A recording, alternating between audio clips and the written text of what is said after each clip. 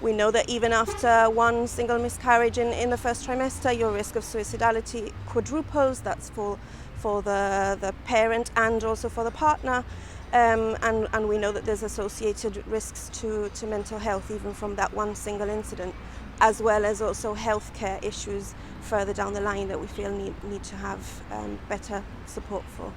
Now, there are 8 points that you've listed as things that you would advocate for example, a lead bereavement nurse as one of many others. So could you explain those points in particular, what you think those would do to contribute towards this?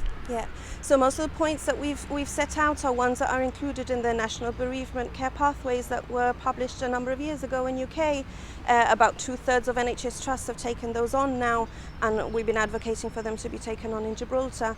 We feel that the fact of having a bereavement lead person is important, just to oversee and to make sure that they're collecting information in terms of feedback from parents who've had to use those services, to make sure that they're being responsive to the needs and that people feel well looked after, and having that one person coordinating all of that would be really helpful.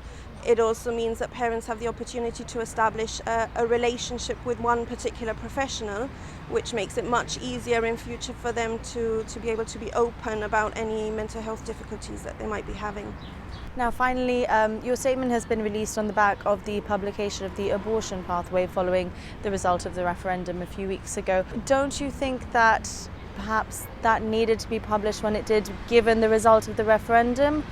Because I know that you've said it's a reason to push for this now. Yeah, of course. No, it's encouraging that they've been able to do this so quickly. What we would like is to have something comparable also, and to make sure that what doesn't happen is that services get diluted as a result.